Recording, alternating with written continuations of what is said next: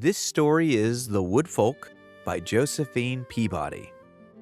This story covers different characters, so if it's a little confusing or the way that it's being read, apologies, it is from 1897. Pan led a merrier life more than all the other gods together. He was beloved alike by shepherds and countrymen, and by the fauns and satyrs, birds and beasts of his own kingdom. The care of flocks and herds was his, and for home he had all the world of woods and waters. He was the lord of everything out of doors. Yet he felt the burden of it no more than he felt the shadow of a leaf when he danced, but spent the days in laughter and music among his fellows. Like him, the fauns and satyrs had fury, pointed ears and little horns that sprouted above their brows. In fact, they were all enough like wild creatures to seem no strangers to anything untamed. They slept in the sun, piped in the shade, and lived on wild grapes and the nuts that every squirrel was ready to share with them. The woods were never lonely. A man might wander away into those solitudes and think himself friendless, but here and there a river knew, and a tree could tell a story of its own. Beautiful creatures they were, that for one reason or another had left off human shape. Some had been transformed against their will, that they might do no more harm to their fellow men. Some were changed through the pity of the gods, that they might share the simple life of Pan, mindless of mortal cares, glad in rain and sunshine, and always close to the heart of the earth.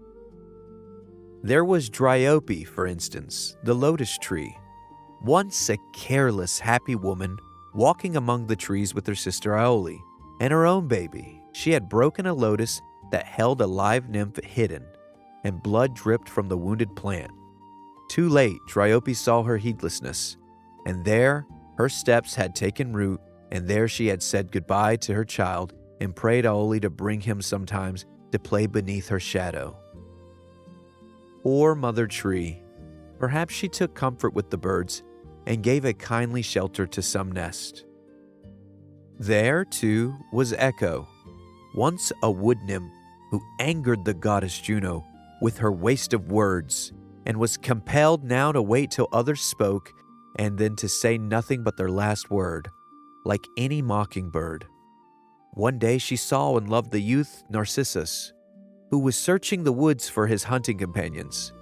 "Come hither," he called, and Echo cried, "Hither." Eager to speak at last, "Here I am. Come," he repeated, looking about for the voice. "I come," said Echo, and she stood before him. But the youth, angry at such mimicry, only stared at her and hastened away. From that time she faded to a voice, and to this day she lurks hidden and silent till you call. But Narcissus himself was destined to fall in love with a shadow. For leaning over the edge of a brook one day, he saw his own beautiful face looking up at him like a water nymph. He leaned nearer, and the face rose towards him, but when he touched the surface, it was gone in 100 ripples. Day after day he besought the lovely creature to have pity and to speak, but it mocked him with his own tears and smiles, and he forgot all else until he changed into a flower that leans over to see its image in the pool. There too was the sunflower Clytie, once a maiden who thought nothing so beautiful as the sun god Apollo, but all the day long she used to look after him as he journeyed across the heavens in his golden chariot, until she came to be a fair-rooted plant that ever turns its head to watch the sun. Many like were there, Daphne the laurel, Hyacinthus, who lives and renews his bloom as a flower, these and 100 others. The very weeds were friendly. But there were wise immortal voices in certain caves and trees.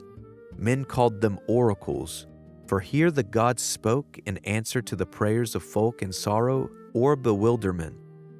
Sometimes they built a temple around such a befriending voice, and kings would journey far to hear it speak. As for Pan, only one grief had he, and in the end, a glad thing came of it. One day when he was loitering in Arcadia, he saw the beautiful wood nymph Syrinx. She was hastening to join Diana at the chase, and she herself was as swift and as lovely as any bright bird that one longs to capture. So Pan thought, and he hurried after to tell her. But Syrinx turned, caught one glimpse of the god's shaggy locks and bright eyes and the two little horns on his head, and she sprang away down the path in terror. Begging her to listen, Pan followed, and Syrinx, more and more frightened by the patter of his hooves, never heeded him, but went as fast as light till she came to the brink of the river. Only then she paused, praying her friends the water nymphs for some way of escape.